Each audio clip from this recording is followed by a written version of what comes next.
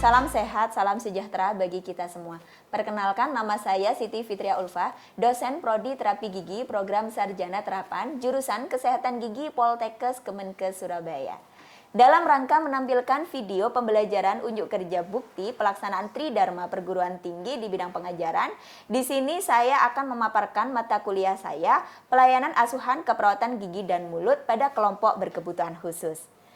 Pada mata kuliah ini merupakan mata kuliah yang wajib tempuh terdiri dari teori dan praktek, dengan penempatan teori yang akan mendasari praktek di semester berikutnya, dengan rincian 1 SKS teori dengan kode HTA 45.6 yang ditempuh pada semester 6, dan 3 SKS praktek dengan kode HTA 45.7 ditempatkan pada semester 7 pada mahasiswa Prodi Terapi Gigi Program Sarjana Terapan. Jumlah pertemuan pada mata kuliah ini adalah 14 kali pertemuan, UTS dilaksanakan setelah pertemuan ke-7 dan UAS setelah pertemuan ke-14. Mata kuliah ini diampuh oleh tim teaching yang terdiri dari 3 dosen. Capaian pembelajaran lulusan prodi pada mata kuliah ini antara lain: pertama, mampu membuat desain upaya peningkatan kesehatan gigi dan mulut, pencegahan penyakit gigi dan mulut pada kelompok rentan, lansia, dan kebutuhan khusus dalam rangka melakukan pelayanan asuhan kesehatan gigi dan mulut dengan memanfaatkan ilmu pengetahuan dan teknologi.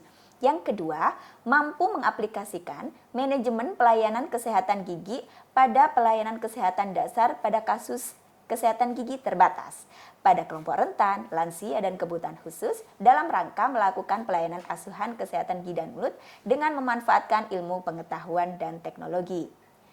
Setelah menempuh mata kuliah ini, mahasiswa diharapkan mencapai CPMK 1 dan 2. Yang CPMK 1 antara lain mampu menguraikan, mengintegrasikan, dan mengaplikasikan konsep teoritis dan praktis pelayanan asuhan kesehatan gigi dan mulut berdasarkan evidence-based dental hygiene yang meliputi upaya promotif, preventif, dan pelayanan kesehatan dasar pada kasus gigi terbatas pada kelompok berkebutuhan khusus dengan hambatan tunagrahita, Down syndrome, tunarungu, tunanetra, tunawicara, autis dengan memanfaatkan ilmu pengetahuan dan teknologi secara tepat dan bertanggung jawab sesuai dengan standar pelayanan, etika profesi, dan peraturan yang berlaku.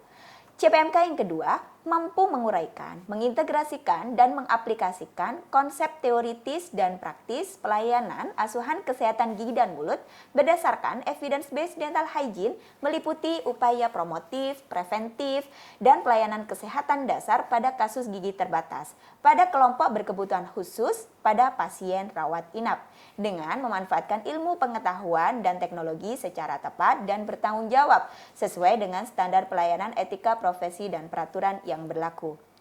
Deskripsi singkat mata kuliah ini membahas tentang konsep dan prinsip dental hygiene teori dan praktis pelayanan asuhan kesehatan gigi dan mulut pada kelompok berkebutuhan khusus yang meliputi pasien anak berkebutuhan khusus dengan berbagai hambatan dan pasien rawat inap, mulai dari tahap pengkajian, tahap diagnosa, perencanaan, implementasi, evaluasi secara holistik terhadap sasaran pada pasien kelompok berkebutuhan khusus dengan berbagai hambatan dan pasien rawat inap. Adapun bahan kajian meliputi definisi, klasifikasi, penyebab kebutuhan khusus berbagai hambatan, definisi penyebab karakteristik kebutuhan khusus pada pasien rawat inap, kemudian strategi manajemen behavior pada kebutuhan khusus, tahap asuhan keperawatan gigi dan mulut pada kelompok berkebutuhan khusus dengan hambatan tunagrahita, Down syndrome, tunarungu, tunanetra, tunawicara, dan autis. Tahap asuhan keperawatan gigi dan mulut pada kelompok berkebutuhan khusus pada pasien rawat inap, pada pasien diabetes mellitus, hipertensi, kanker, kesehatan ibu dan anak, cerebrovascular accident, chronic kidney disease, dan orofacial cleft. Untuk referensi yang saya gunakan dalam pembelajaran diantaranya Textbook Dental Hygiene, Theory and Practice menurut Darby and Walsh tahun 2015, edisi keempat, dan tahun 2020, edisi kelima. Artikel, jurnal terupdate, dan referensi lain yang terkait.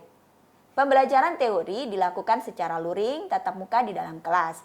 Sedangkan pembelajaran praktek dilakukan di laboratorium klinik asuhan keperawatan gigi, promotif dan preventif, SLB sebagai lahan praktek, dan di fasilitas layanan kesehatan rumah sakit yang dibimbing oleh dosen dan CI. Teknik pembelajaran yang saya pergunakan dalam proses pembelajaran menggunakan metode delivery, interaction, dan assessment. Yang pertama, teknik delivery. Saya menyampaikan materi pembelajaran menggunakan PowerPoint, pemberian kasus semu, pembelajaran metode problem-based learning, contextual learning, dan buku referensi lain yang terkait. Teknik yang kedua adalah interaction. Agar mahasiswa bisa sharing dengan saya, di mana saya membuka kesempatan pada mahasiswa seluas-luasnya untuk berinteraksi, baik di dalam kelas maupun di luar kelas. Interaksi yang saya lakukan di dalam kelas dengan cara memberikan kesempatan kepada mahasiswa untuk bertanya terhadap materi yang saya jelaskan. Saya memberikan pertanyaan kepada mahasiswa untuk menjawab kasus semu yang sudah saya tentukan. Memberikan kesempatan kepada mahasiswa berdiskusi secara aktif saat bedah jurnal case study. Dengan adanya bedah jurnal, maka mahasiswa terapi gigi program sarjana terapan bisa memahami kasus sebenarnya dan mengaplikasikan teori yang telah diperoleh sebelumnya sehingga bisa menganalisis proses asuhan kesehatan gigi dan mulut pada kelompok berkebutuhan khusus dengan tepat. Saat di luar kelas, mahasiswa juga bisa berdiskusi secara online melalui aplikasi WhatsApp dan Learning Management System atau Ningbaya. Setiap awal pertemuan, saya selalu menjelaskan RPS dan kontrak perkuliahan selama 1 semester. Bobot penilaian sudah tertera di kontrak perkuliahan dan RPS. Bobot penilaian teori yang terdiri dari UTS 20%, UAS 30%, tugas individu 20%, dan SCL 30%. Sedangkan bobot penilaian praktek terdiri dari praktek 70% dan laporan praktek 30%. Penilaian UTS dan UAS melalui ujian tulis dalam bentuk soal V-nya sesuai dengan blueprint. Penilaian tugas individu berupa skenario kasus yang saya uploadkan di LMS Ningbaya. Kemudian, mahasiswa mengerjakan menggunakan kartu status asuhan keperawatan gigi dan mulut pada kelompok berkebutuhan khusus dan diberi deadline pengumpulan tugas maksimal 1 minggu untuk disubmit ke Ningbaya. Penilaian praktek dilakukan melalui kegiatan praktek di laboratorium klinik asuhan dan rumah sakit. Sistem penilaian saya lakukan secara transparan. Setiap mahasiswa bisa mengakses nilai mereka melalui aplikasi Sistem Informasi Akademik atau SIAKAD. Baiklah, selanjutnya saya akan menampilkan video proses pengajaran yang saya lakukan. Assalamualaikum warahmatullahi wabarakatuh. Waalaikumsalam warahmatullahi wabarakatuh. Selamat pagi semuanya.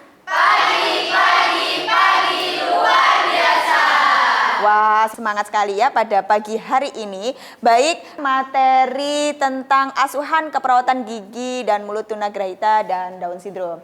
Ini kita sudah menginjak materi di tatap muka ke-9 ya adik-adik semuanya. Tujuan umum nanti di akhir perkuliahan mahasiswa harus mampu menguasai penata laksanaan asuhan keperawatan gigi dan mulut pada tunagrahita dan Down syndrome. Nah, tujuan khususnya apa saja? Yang jelas, yang pertama nanti adik-adik semua harus bisa mampu menjelaskan karakteristik dan masalah kesehatan gigi dan mulut pada tunagrahita dan Down syndrome. Kemudian mampu merumuskan tahap pengkajian, kemudian tahap diagnosa, tahap perencanaan, implementasi, dan evaluasi asuhan keperawatan gigi dan mulut pada tunagrahita dan Down syndrome. Kenapa kita harus melakukan pelayanan asuhan pada mereka? Latar belakangnya yang jelas di sini sudah terlihat bahwa menurut SDGs pada Perpres tahun 2017 bahwa penyandang disabilitas juga harus mendapatkan intervensi kesehatannya secara berkelanjutan, tidak boleh tidak ya. Kemudian menurut WHO ternyata tunagrahita ini menempati urutan ke-10 ya. Jadi banyak populasinya ya. Kemudian menurut Badan Pusat Statistik yang ada di Indonesia juga seperti itu, ternyata dari populasi kebutuhan khusus itu ternyata tunagrahita juga menempati yang paling tinggi. Berapa? Sekitar 6,6 juta jiwa ya. Kemudian nah dari sini kita harus tahu mereka ternyata punya risiko juga terhadap apa? Masalah kesehatan gigi dan mulutnya. Karena apa? Karena memang mereka gampang sekali oral hygiene-nya ini ya terlihat buruk, didukung oleh penelitiannya siapa? Rizal et al. Dan juga ini ada penelitian saya di tahun kemarin tahun 2022 ada saya dan tim ternyata status oral hygiene Down syndrome yang ada di Surabaya itu memiliki nilai skor yang rendah. Kalau dikonversikan itu tahapnya adalah kategori sedang ya. Kemudian di sini juga terlihat memiliki hubungan yang signifikan sekali antara persepsi kemudian self efficacy orang tua dalam pemeliharaan kebersihan gigi dan mulut serta status oral hygiene Down syndrome. Ini di Surabaya pada 100 responden kita lakukan penelitiannya. Ini menjadi acuan kita karena kita nanti untuk prakteknya nanti di SLB ya, pasien-pasien SLB di wilayah Surabaya gitu. Nah, masih ingat nggak sih kira-kira apa sih definisi dari tunagrahita atau Down syndrome? Mungkin adik-adik ada yang bisa membantu menjawab begitu? Tunagrahita itu memiliki keterbatasan mental dan intelektual. Ya, benar sekali ya, memang untuk tunagrahita memang memiliki keterbatasan secara apa? Mental dan intelektual. Oke, mungkin masih ingat lagi teori yang di awal-awal dulu untuk Down syndrome, kira-kira siapa di sini? Saya Down syndrome sendiri adalah kelainan yaitu kelebihan kromosom pada kromosom ke-21 dan memiliki wajah yang khas atau identik, Bu. Betul sekali apa yang dikatakan oleh Mbak Anis. Untuk yang Down syndrome itu karena apa? Dia memiliki wajah yang khas spesifik sekali, bentuknya mongoloid karena ada kelebihan kromosom 21. Kita lanjutkan di karakteristik umum tunagrahita. Nah, karakteristik umumnya kalau dari segi kesehatannya mereka fisiknya menurun, gampang sekali stamina-nya itu menurun ya. Kemudian secara fisikly terjadi overweight, kadang underweight ya.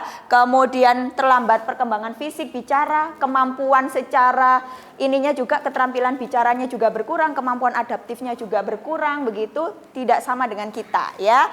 Kemudian secara sosial, emosional mereka lebih sering terlihat menjadi follower daripada leader ya. Kadang terlihat perilakunya agresif karena memang ingin mendapatkan perhatian dari kita, begitu. Itu ciri-ciri tunagrahita. Kemudian kadang ini yang perlu kita ketahui, kadang sering dijumpai ini ya, menyakiti diri sendiri, begitu. Self injurious behavior. Kadang menggigit diri sendiri, kemudian membenturkan kepala, begitu ya. Nah, ini nanti kita harus berhati-hati juga dan kita bisa deteksi lebih awal pakai strategi manajemen behaviornya. Kalau tadi kita tahu karakteristik dari tunagrahita, itu beda dengan Down syndrome. Kalau Down syndrome itu spesifik memang wajahnya. Kalau tunagrahita itu adalah keterbatasan mental dan intelektual tapi nggak punya wajah yang spesifik sekali, enggak. Ya, tapi mereka pasti intelektualnya memang di bawah 90 ya, di bawah 70 begitu. Ya, itu untuk tunagrahita. Nah, manifestasi rongga mulut di tunagrahita ini yang harus kita pahami juga apa di situ. Kadang mereka suka self eating, menggigit-gigit sendiri ya giginya sendiri. Bruxism ya, berkerot. Kemudian terlihat bibirnya itu agak tebal dan lembek. Kadang juga diketahui ada mikrodonsia, ditemukan mikrodonsia, maloklusi, erupsi giginya itu kadangan delayed eruption ya, atau giginya tertunda erupsinya. Kemudian atrisi gigi sehingga sensitif, mengalami gangguan TMJ-nya. Kemudian kadang juga ini terlihat oral hygiene buruk, penyakit periodontal juga ya. Nah, tadi sudah yang dikatakan oleh Mbak Anis bahwa Down syndrome itu punya wajah yang khas gitu ya, karena memang ada kelebihan kromosom. Di kromosom berapa? 21 ini, sehingga wajahnya khas sekali. Dari segi fisik pun itu terlihat rata-rata memiliki apa? Tinggi badannya kadang itu memiliki leher yang pendek gitu ya, kecil. Kemudian kadang terlihat juga gemuk begitu. Memang secara fisik seperti itu. Kadang kepalanya juga mikrosefali. Nah, matanya juga agak sipit ya. Nih, secara keseluruhan bentuk kepala, muka, dan leher anak Down syndrome mempunyai paras muka yang hampir sama seperti mongoloid. Dan mereka rata-rata level IQ-nya adalah di bawah 70. Tapi mereka menyenangkan wajahnya untuk Down syndrome. Dan di sini adalah moody karakteristik di Down syndrome. Kita harus tahu juga manifestasi rongga mulut di Down syndrome. Apa saja? Mereka kadang terlihat sering menjulurkan lidahnya ya, karena memang nggak bisa nutup mulut. ininya bibirnya kecil begitu ya, karena memang rahangnya nggak bisa berkembang secara optimal begitu. Kemudian maloklusi, kadang mengalami kehilangan gigi secara kongenital, nggak ada giginya, nggak tumbuh sama sekali, ada seperti itu. Kadang ada juga beberapa gigi yang nggak tumbuh, ada kan, memang ya seperti itu ya, kongenital. Hipoplasi enamel, kemudian fisur tang, kehilangan gigi oleh penyakit periodontal. Kemudian mikrodonsia, staining tetrasiklin, penyakit periodontal. Oral hygiene-nya di sini kadang terlihat buruk, namun resiko karies giginya hasil penelitian mengatakan bahwa anak Down syndrome itu memiliki resiko karies yang rendah dibanding dengan populasi umum yang normal, anak-anak normal ya. Itu untuk Down syndrome. Masalah kesehatannya di Down syndrome sering mengalami obstruktif airway, kadang mengalami gag refleks atau kesedak. Nah, usia 40 tahun itu anak Down syndrome itu kadang mengalami penyakit Alzheimer. Itu ya. Kadang juga ini paling penting juga kelainan kongenital jantung. Ya. Jadi lahir gitu anak Down syndrome memiliki kelainan kongenital jantung. Jantungnya bermasalah.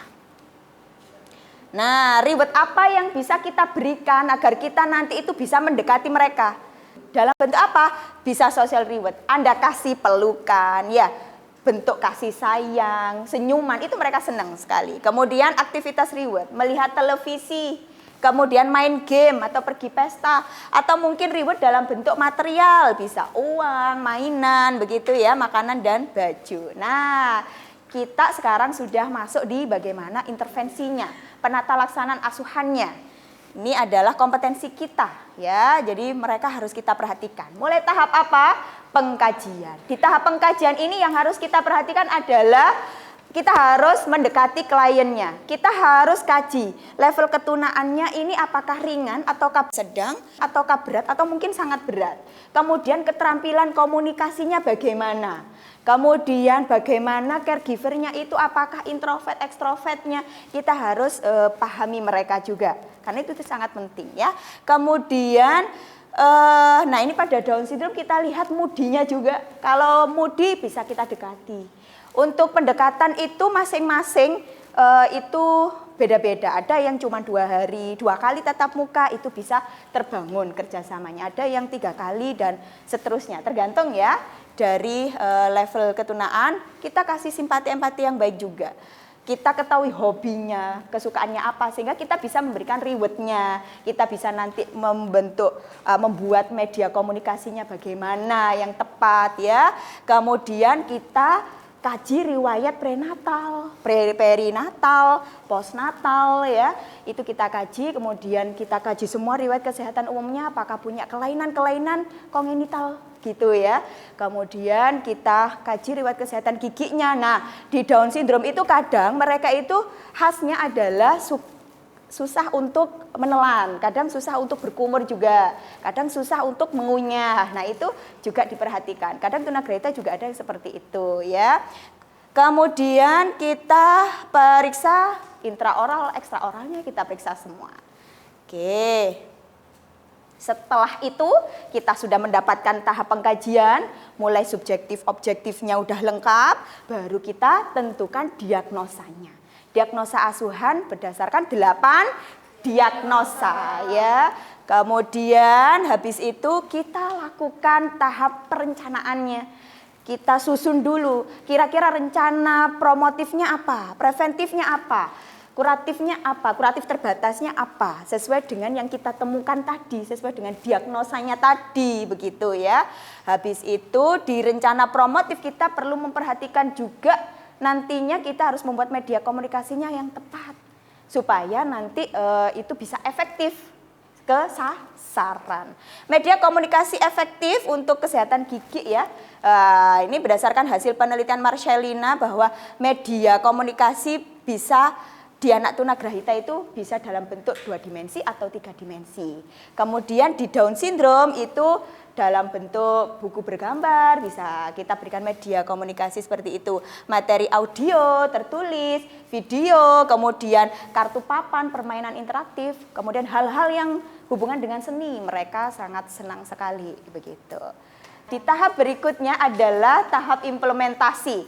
Di tahap rencana medianya. Kemudian implementasi yang kita berikan apa? Yang jelas adalah promotif, preventif, kuratif terbatas. Nah, di sini adalah preventifnya. Sesuai dengan latar belakang tadi bahwa mereka kadang dijumpai oral hygiene yang buruk. Kebanyakan ya hasil-hasil penelitian mengatakan seperti itu, maka kita harus preventif sangat ditekankan di situ. Harus ditekankan di preventifnya itu apa? Mulai dari cara menyikat giginya yang tepat, flossing, kita berikan edukasi ke caregivernya tentang menyikat gigi yang baik dan benar, tentang pemakaian flossingnya. Kemudian ini ya, kita bisa melakukan terapi floor juga di rumah dalam bentuk fluoride gel seperti itu bisa. Ya, kemudian kita lakukan fluoride varnish minimal 3 bulan sekali. Kemudian bisa juga kita lakukan fissure sealant karena memang mereka kadang menyikat giginya juga tidak bisa bersih ya, ada keterbatasan. Kemudian kita lakukan, nah ini caregiver harus mengevaluasi oral hygiene care-nya. Oral hygiene-nya pada tunagrahita. Jadi harus dikaji. Kemudian 3 bulan sekali dianjurkan ke klinik gigi, kita lakukan fluoride floor varnish ya. Rujukan atau kolaborasi jika memang tidak sesuai dengan kompetensi kita. Kemudian kita lanjutkan bagaimana implementasi pada Down syndrome, implementasi asuhannya ya. Mulai dari pastikan bahwa klien sudah mendapatkan profilaksis antibiotik yang tepat. Kita kembali ke tadi bahwa kadang Down syndrome itu punya kelainan kongenital jantung ya. Laju aliran saliva. Nah, kemudian semi supine di dental chair, konseling nutrisi, berikan fissure sealant ya. Kemudian aplikasi fluor, periodontal debridement 3 bulan sekali ke klinik gigi. Kemudian lakukan restorasi untuk Down syndrome di dokter gigi ya, karena memang kadang kita harus melakukan secara forehanded juga, gitu. Nah, evaluasinya berarti kita harus melakukan evaluasi berdasarkan swab PIE. Mulai dari subjektifnya, objektifnya ya, kemudian hasil diagnosanya apa, intervensinya apa, kemudian evaluasinya bagaimana. Ini selalu kita lakukan swab PIE dan kalau memang itu sesuai dengan kompetensi kita, berarti kita harus melakukan perawatan secara komprehensif. Kalau memang tidak sesuai dengan kompetensi, harus kita lakukan rujukan. Agar Bu Fitri nanti tahu, nah ini ya posisi supine dental chair ya, di dental chair. Agar Bu Fitri tahu, maka Bu Fitri memberikan kasus ini ya, ada 2 kasus. Yang kasus pertama adalah kasus di tunagrahita, kasus kedua di Down syndrome. Kita punya waktu 15 menit ya, 5 menit untuk diskusi, kita buat 2 kelompok begitu, 5 menit diskusi, kemudian 10 menit kita bahas. Oke, Bu Fitri memberikan kartu status asuhan pada kebutuhan khusus ya. Nah, ini silahkan diisi sesuai dengan latihan kasus 1. Untuk yang sebelah kiri Bu Fitri ini nanti bisa membahas di latihan kasus 1 di bagian tunagrahita. Untuk yang ini di bagian kanannya ya di Down syndrome. Sudah siap ya? Di latihan kasus 1 ini hambatan tunagrahitanya kategorinya ringan. Kemudian dia juga epilepsi. Bisa berbahasa Indonesia, bahasa Jawa. Suka mewarnai, bermain puzzle begitu ya. Kemudian, nah ini kemudian epilepsinya sekarang sudah sehat, sudah tidak ada lagi. Begitu. Kemudian di sini terlihat riwayat kesehatan giginya apa? Tidak mengalami kecemasan. Pasien pernah dilakukan penambalan, ya. Kemudian menyikat giginya 1 kali sehari, tapi dibantu oleh ibunya. Ini di kelompok ini harus dikaji benar. Ini masalahnya. Kemudian terlihat pemeriksaan intraoralnya. Banyak sisa akar gigi pada gigi 14, 15, 16, 26. Terlihat gigi 35 karies pulpa lanjut. Oke, di latihan kasus kedua ini nanti adalah Down syndrome. Level hambatannya ringan. Dan di sini dia tidak memiliki keterbatasan komunikasi, bisa bahasa Indonesia tapi kadang malu. Nah, ini berarti ada apa tadi? Moody ya. Berarti malu di sini, tapi dia suka hobi apa? Mewarnai, menggambar, menyanyi. Nah, itu nanti di tahap pengkajian itu yang harus Anda siapkan apa? Begitu ya, rencana medianya apa yang tepat, kemudian terlihat hasil pemeriksaan giginya, nilai debris indeksnya dalam kategori sedang ya, kemudian kalkulus indeks kategorinya baik. Nah kemudian gigi 45 sisa akar dan ada pit dan fisur yang dalam pada gigi 46. Oke, silahkan dikerjakan dulu, didiskusikan 5 menit saja, tidak terlalu banyak, supaya materi yang disampaikan oleh Bu Fitri tadi bisa dipahami semua.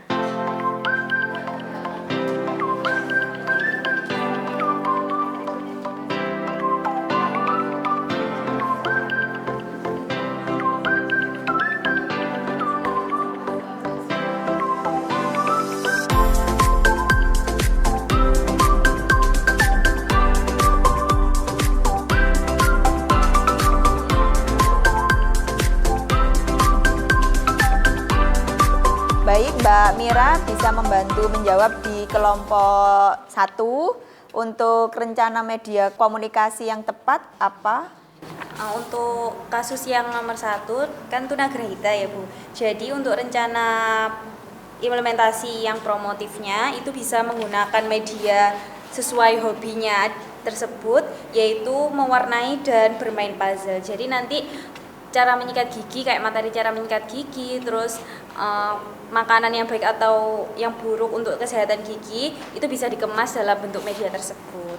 Kemudian untuk yang preventifnya itu bisa topikal, bisa floor varnish dan tooth moss, dan kita harus mengajarkan cara menyikat gigi yang benar seperti itu.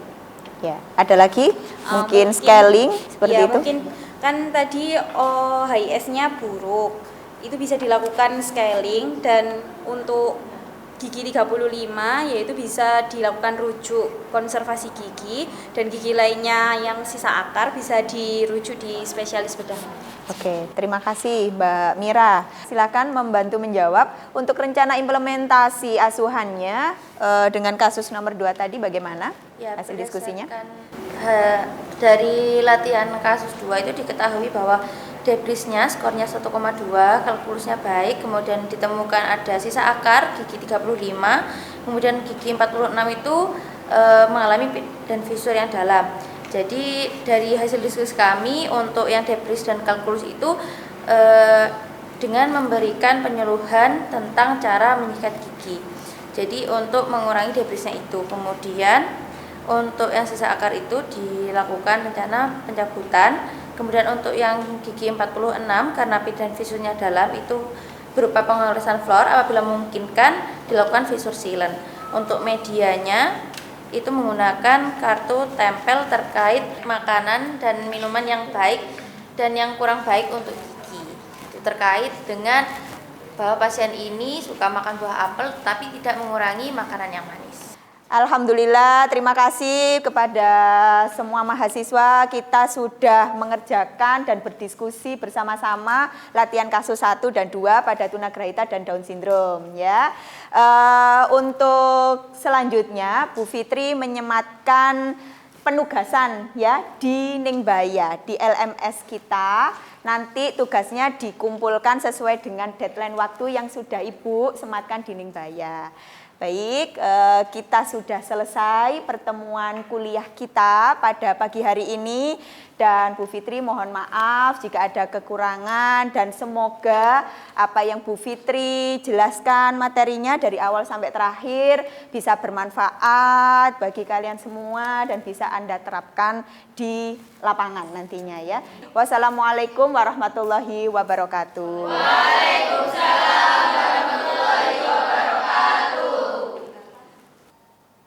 Demikian apa yang bisa saya sampaikan terkait unjuk kerja bukti pelaksanaan Tridharma Perguruan Tinggi di bidang pengajaran. Kurang lebihnya saya mohon maaf yang sebesar-besarnya. Saya akhiri, wassalamualaikum warahmatullahi wabarakatuh.